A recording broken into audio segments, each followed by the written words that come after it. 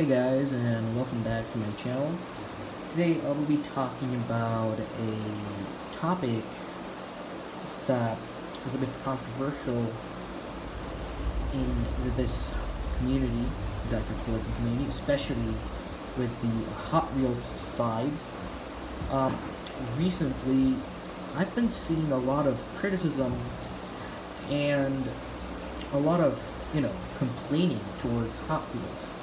Uh, yes, I have did these complaining stuff in my channel also, but now I came to a point where the criticizing sometimes that are done by even myself, they're done by people, are they need a little bit of context. You see, we as humans have the right to judge anything. Well, I'm not the person to, control your judging actions towards something. But when we go you know, when we go a bit too far, sometimes it's better to actually provide some context, you know what I mean. So in this video, I'm gonna discuss about why most of the people in this community really complain about Hot Wheels. And yeah, let's just, I guess, begin. Now, the basics from the Hot Wheels main lines, or they're actually called main lines or basics, but still. Now, these things right here, these cars, they get a lot of criticism because of the quality issues they have. Now, first of all, I want to say that these cars are just a buck only, like $1, $2, or $3. That isn't really much if you see it in another way. Yeah, these cars generally have less details. They don't have much quality to them, and the thing is, these things were originally meant. The basics were originally meant for children, like literal children, not even at our age, like adult collectors or even the teenager side of collecting Hot Wheels. They're not even that close. They're just kids being kids. They don't understand how collecting works. They'll just take the car out from their blister and play. And if their parents get them track sets, they'll just use their cars with that track set. So they're just having a fun playtime. That is that's like the first main target point that Hot Wheels has gone for. But us collectors, when we complain about them, we just generally forget that about the basics. So we just generally forget that these things are really cheap and are meant for children. Now, some basic cars you can say. Now, recently the basic Hot Wheels cars are meant. Sorry about that. Are meant for, they're some of the releases right here are going for collectors. They're meant for collectors. Like this Nissan 3000 GD Hakosuka is a collector or a fan favorite casting. This is a really popular car, and when it came to the basics, people were crazy. They were hoarding this thing. When the Super came out, they yeah, you know how the Supers go. They take everything out. So when this car was released, people were quite really happy. And I love this casting too. It's one of my favorites. Look at these details for a minute. They're really great. The proportions are fine and all right. The super variant of this casting is really great. Definitely worth getting. And there's another great basic Hot Wheels car. And as I was saying, the basics do also get a lot of neat and cool looking cars, and they're really detailed. Like this Aston Martin V12 Speedster. I accidentally said Vantage, but it's not a Vantage. But you see, this V12 Speedster is a really it's a good looking casting. Whenever I take this for my photography, my shots with this car go insane. somehow my camera just focuses much on this car rather than my other cars in my collection for some reason. Like this, with this car, my photographs look really, really good. So I frequently photograph this car, and often, and the shots go insane actually. So yeah, so this is actually a casting that you should go for.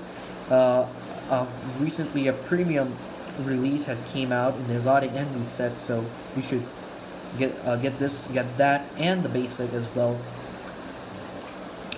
And even this Mercedes is also a really great casting. Like, the details are nice. It's just missing a few details, like this grill, or this vent. And the thing is, most of these things will be ignored by Hot Wheels. They won't really just care to put details on them because they know it's a $1 car, and they don't really have to put effort. They're not gonna get much profit.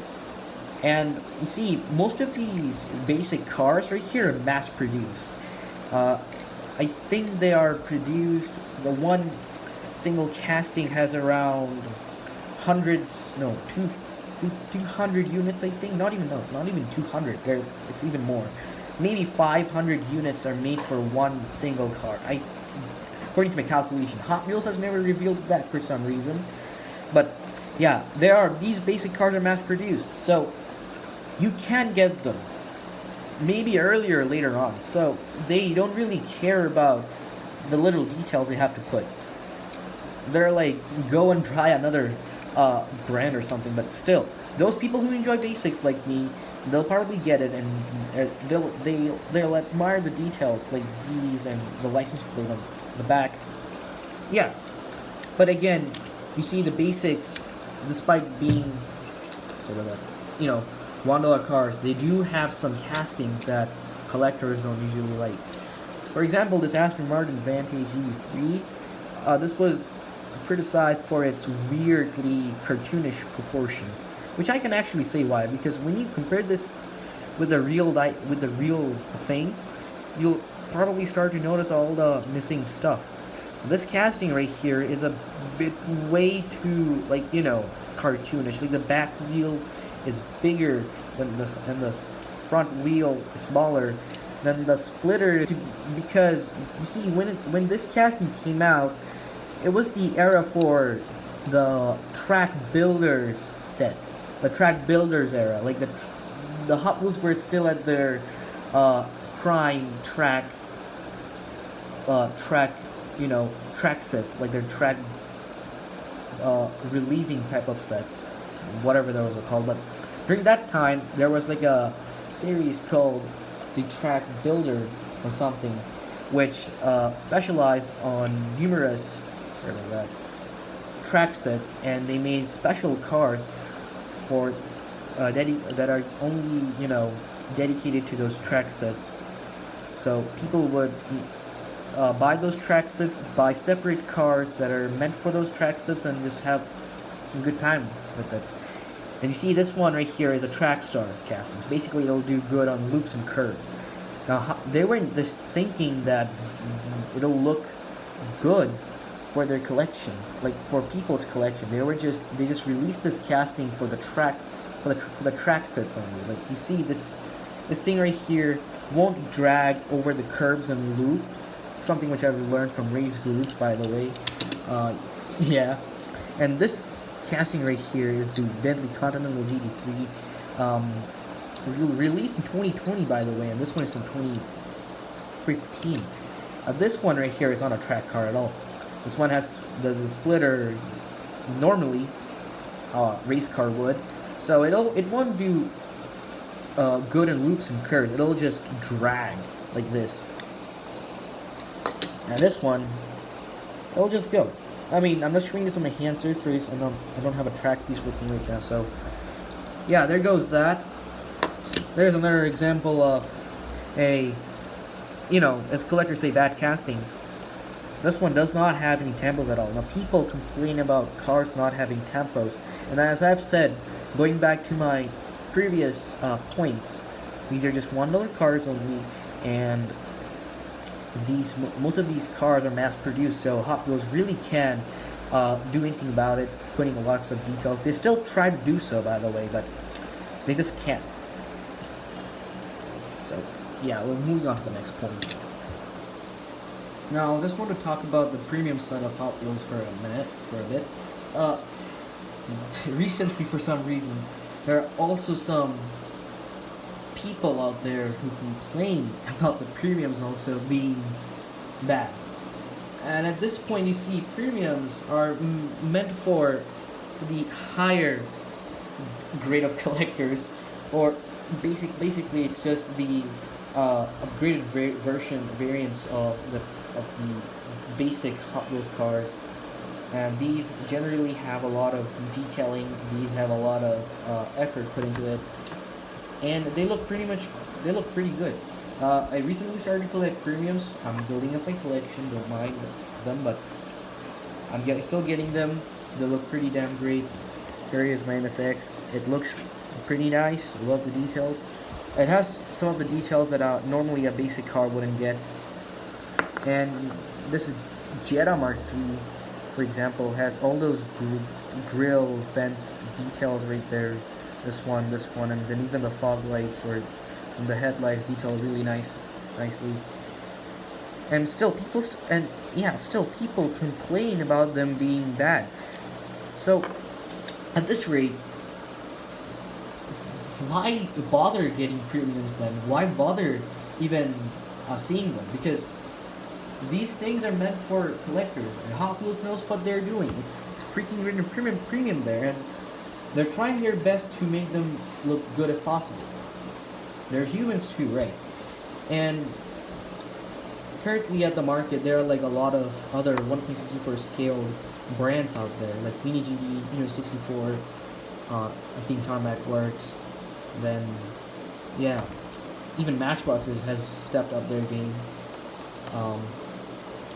So there are other brands out there, and so people would like to compare all of them to Hot Wheels.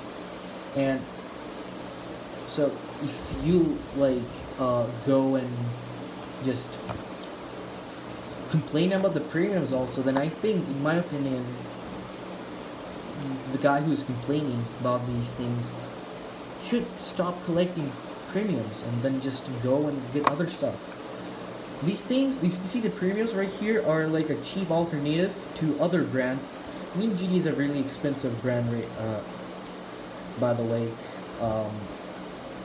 Sometimes if the collector is good-minded, or if the guy is great, he'll probably sell it for cheap bucks. Similar to my country, where I saw some people selling the Mini GDs for really low price, for good, reasonable prices. Yeah, reasonable prices. There are other brands out there that normally people won't be able to get. Like me, I can't afford 64 currently. I mean, well, I can't find them. That is the main reason. So yeah, I can't afford those, crazy diecast brands. I have to sell half of my cars to get some of them. Anyway, and I don't want to waste too much money over something that I can actually over something that I can get other stuff in more quantity. Anyway, as I was saying, you see the premiums are just a cheap alternative of the other brands out there. So if they can afford those brands, they'll just stick to the premium. And the premium cars are actually really good. They're neat, they're detailed, and they deliver what they promise. But sometimes there are some cars that people won't really like. So it just depends person to person. But if most of the majority of the collectors, if they complain about the premiums also alongside with the basics, then it'll just get hard for Mattel to even release cars. I mean, these things are also mass produced too. The premiums, a bit less than the basics, but still they are mass produced as well. So almost everyone can get them, right? So Yeah, I just wanted to talk about this for the premium side only, so we're gonna move on to the next topic. Alright, my last point for this segment is basically the conclusion. Um, you see, the people who work at Mattel, the designers, the people who manufacture the cars, I know these cars are manufactured from big machines and all, but still, there are some people who actually manufacture the cars.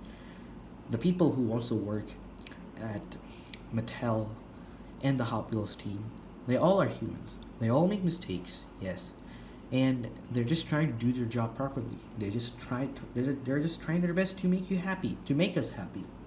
And yes, some of them are just actually, they're enjoying their work, and I appreciate that. Uh, but you see, there some of the people, like some of the collectors out there, they don't understand that these people are also humans. The people who work at Mattel, the people who decide the stuff and all, the executives, uh, you know, the designers, especially. I mean, without them, we wouldn't get these such great castings. They're the ones who literally, you know, design the car, how a car should look like, and all. They're the ones who actually um, decide the cars. So they're humans too. They're trying their best to make to make their work get appreciated. They are trying their best to do their jobs, and some of them, especially the people who manufacture the cars, they have to go through a lot of hard times. At least, you see, producing these small little cars out right here isn't an easy job. Like if a normal human like me, like if you try to go and build yourself like a Hot Wheels, you probably would need a lot of time and effort and dedication, as well as a lot of materials to do so. And you see, a normal person like me, I wouldn't be able to just go and make a car out of scratch, like a Hot Wheels car out of scratch. None of us really have that skill. So, yeah, just enjoy collecting. Um, yeah, we should probably remember that the people who work at the at behind these stuff are also humans. They make mistakes. So at the end of the day, I will forever love Hot Wheels. This thing, now the Hot Wheels has been my forever childhood favorite brand, and um, yeah, I began with Hot Wheels and I'll end my collecting journey with Hot Wheels. I'll never, even if I sometimes, be a bit, I have been complaining as well recently. So, but yeah, at the end of the day, I'll still stick with Hot Wheels. They're the, free, they're the brand that have gave me motivation to love cars. Since I can't afford most of these things IRL, so I just buy their miniature versions to enjoy the feeling of a car, the feeling of like loving a car. Since I can't just afford them IRL, like the ones you're seeing right here. So yeah, you get the point. Uh, yeah, enjoy collecting. Happy hunting.